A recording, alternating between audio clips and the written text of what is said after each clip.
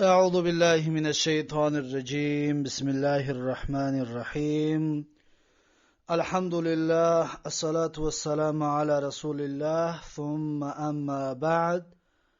السلام علیکم و رحمت الله و برکاته. برادران و خواهشمندان زبان عربی، الحمدلله که ما و شما 4 درس از گراماتیک زبان عربی از کتاب بیدان، از کتاب صرف گرفتیم و امروز میخواهم برای شما درس 5 را پیشکشتان بگردانم. و درس گذشته در آخر درس ما و شما اسم را گرفتیم که به 2 قسم تقسیم میشد: اسم جامد که از وجه اشتقاق کرده نمیشد و دوم اسم مصدر که مشتقش میگفتن از اون اشتقاق کرده میشد. و اکنون از مصدر چی چیزها را اشتقاق کرده می شود در این درس ما و شما میگیریم. چطوره که ما و شما از کتاب معلوم شد که میگوید که از هر مصدر 12 چیز اشتقاق میکنند. پس میبینیم که این 12 چیز چی چیزها می باشد. خب متوجه باشید، یعنی که گراماتیک احتیاج به تفکر، به اندیشه و به دقت دارد که انسان باید دقت بتید که چی گپ ها گفته ایستاده است در گراماتیک، تا اینکه اون را تو بتانی در گپ زدن تو در خواندنت استفاده اش بری. میگه عرب، صاحب کتاب بیدان میگوید که عرب از هر مصدر 12 چیز اشتقاق میکنند. ببین، از یک مصدر میگه 12 چیز اشتقاقش میکنند. خوب متوجه باشید اون 12 چیز چی چیزها هست. اولا ماضی، یکم چیز ماضی است. دوم مضارع، سوم اسم فاعل، چهارم اسم مفعول، پنجم جهد، ششم نفی، هفتم امر، هشتم نهی، نهم اسم زمان، دهم اسم مکان، 11 اسم آلت و 12 اسم تفضیل. اینمی 12 چیز از یک مصدر اشتقاق کرده می شود. یک بار دیگر میگیم که از هر یک اینها چند تا اشتقاق کرده می شود. ماضی 14 صیغه دارد. میتونه که در دفتر بنویسید که ماضی 14 صیغه دارد. مضارع 14 صیغه دارد. اسم فاعل 7 صیغه دارد و اسم مفعول 7 صیغه دارد. جهد 14 صیغه دارد. نفی 14 صیغه دارد. امر 6 صیغه دارد. نهی 14 صیغه دارد. اسم زمان 3 صیغه دارد. اسم مکان 3 صیغه دارد. اسم آلت 3 صیغه دارد و اسم تفضیل 6 صیغه دارد. صیغه یعنی چند انواع می شود.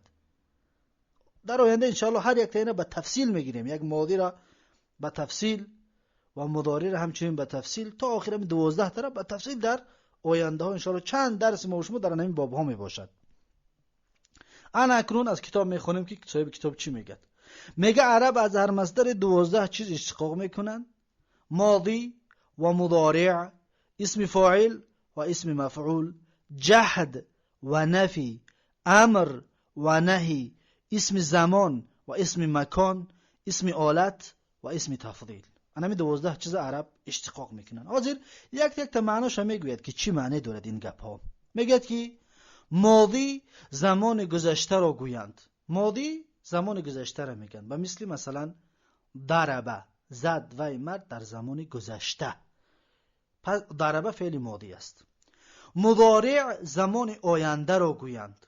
مضارع باشد میگه زمان آینده را میگن. به مثل یضرب یعنی میزند و مرد در زمان آینده.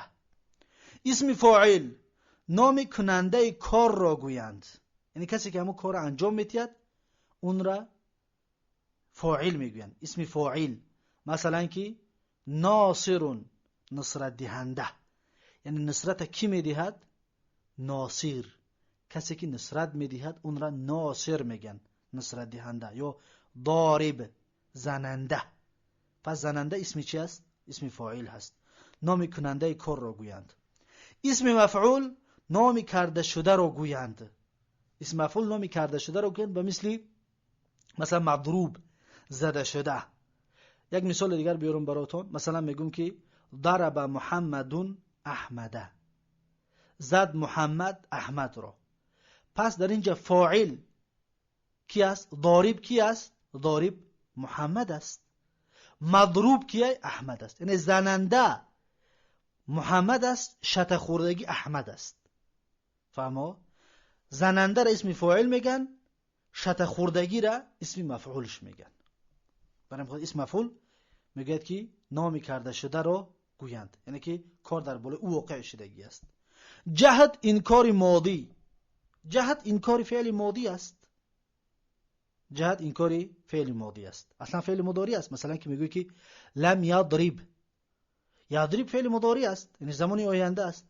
وقتی که لم میدروید در اول فعل مضارع به معنای ماضی میشد. میگه که لم یضرب یعنی نزد، نمیگه نمیزند، میگه نزد در زمان گذشته. اصل یضرب فعل مضارع است، لیکن لم فعل مضارع به معنای ماضی گردانید. این را جهدش میگن. جهد انکار فعل ماضی است. نفی انکار مستقبل، انکار فعل مستقبل هست. و مثل لا یضرب، نمیزند در زمان آینده. امر فرمودن، یعنی امر دادن، فرمان دادن. و مثل اضرب، بیزن. نهی باز داشتن، میگه که لا تضرب، نزن، یعنی بازش میداری، معنیش میکنی. این نهی میگن، باز داشتن. اسم زمان نام وقتی کار کردن. اسم زمان نام وقتی کردن کاری. اسم زمان نام وقتی کردن کاری.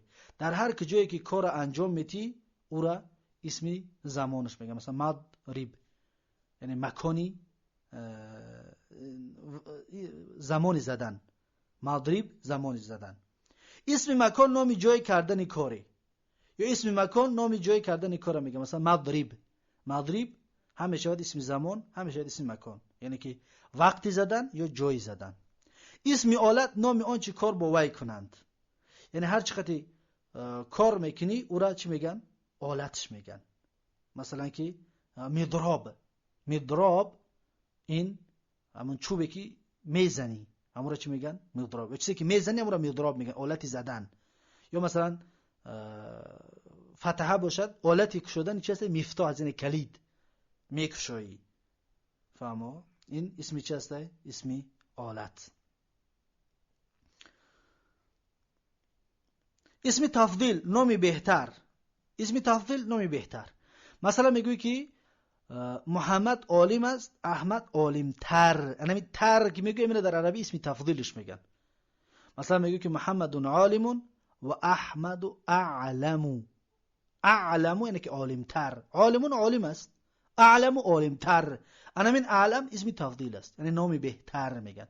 با تاجیکی ما و شما در آخرش کلمه تر همراه کرده میشه. مثلا میگیم که اعظم بزرگتر، اکبر کلانتر.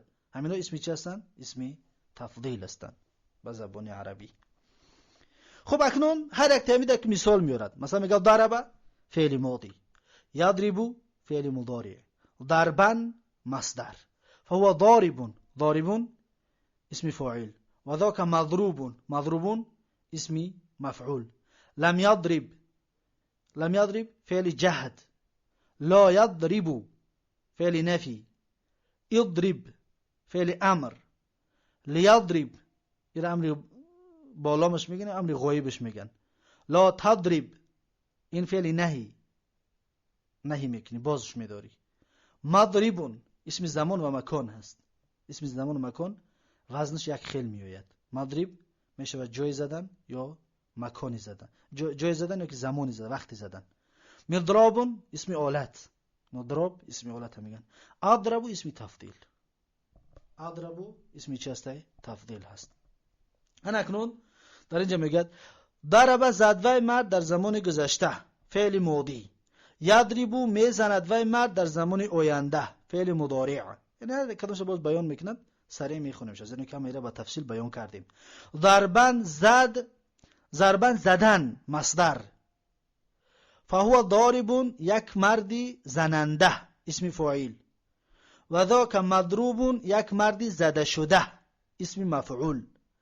لم یضرب نزد وی مرد در زمان گذشته فعل جحد. لا یضرب نمیزند وی مرد در زمان آینده فعل نفی. یضرب بزن تو مرد امر حاضر. لیضرب گو تا بزند وی مرد امر غایب. گو تا بزند یعنی که بگو وی مرد را کی بزند. پس هم خیلی ترجمه کرده. لیضرب بگو آن مرد را تا اینکه بزند. به فارسی باشه دیگه لیضرب گو تا بزند وی مرد را. این امر چی میگن؟ امر غایب. ما امر حاضر داریم یعنی اضرب بزن تو تا پیشت باشه میگه اضرب بزن تو. این امر حاضر میگن. لیضرب باشد بگو تا اینکه بزند وی مرد یعنی که این امر غایب میشود. امر غایب. لا تضرب مزن تو مرد نهی. لا تضرب یعنی نزن. مزن یعنی که نزن. باز میداری نهیش میکنی میگی نزن تو مرد. ایرا نهی حاضر میگن. نهی حاضر. مضربون وقت زدن و جای زدن اسم زمان و اسم مکان. ببینید مضرب هم وقت زدن میگن هم جای زدن. پس این اسم زمان و اسم مکان میشود.